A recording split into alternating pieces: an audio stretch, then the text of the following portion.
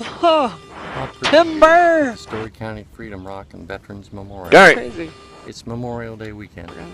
I want to share with you a story Zero of my too low. childhood best friend, Tim Harrison.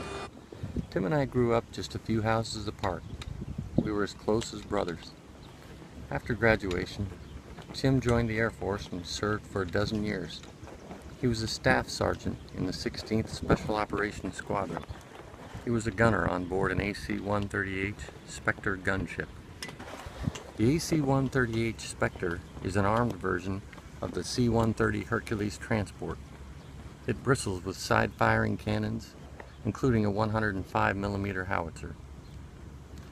Gunships are used to attack tanks and other vehicles as well as stationary ground targets, often under cover of night, when the big 4-engine turboprops are harder to spot, even at low altitudes.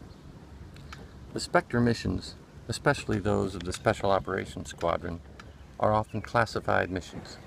At 0600 hours on the morning of January 31st, Spirit 03 was the last of 3 AC-130 Spectre gunships on station to provide close air support for the embattled Marines on the ground. Spirit 03 was due to end its patrol when it received a call from the Marines. They needed an enemy missile battery destroyed. Despite the risk of anti-aircraft artillery fire and the greater danger of the morning sun casting light on the circling gunship, the crew of Spirit 03 chose to remain and destroy the position requested. Soon after eliminating the target designated by the Marines, a lone Iraqi hoisted an SA-7 Grail man-portable surface-to-air missile to his shoulder. In the dawn of the early morning light, the form of the large AC-130 slowly became visible in the skies over Kafshi. The decision to remain behind to support the Marines cost the pilots and crew of Spirit 03 their best defensive weapon, darkness. The Iraqi pointed the weapon at the aircraft and fired.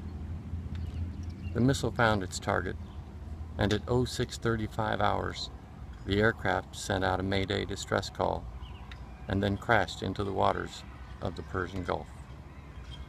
Tim died in action that day, along with all 13 other crew members. I hope you take this Memorial Day weekend to reflect on the memory of Tim and all other fallen soldiers. They gave the ultimate sacrifice, giving us all our freedoms.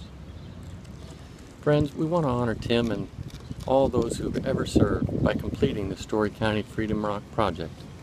And I'm asking you today to help us raise funds to complete the next phase of the project. For every contribution between now through Memorial Day, my wife Chris and I will match each donation, dollar for dollar, up to $1,000 total. Your donation will be double as a result. Won't you please consider a gift today? Thank you.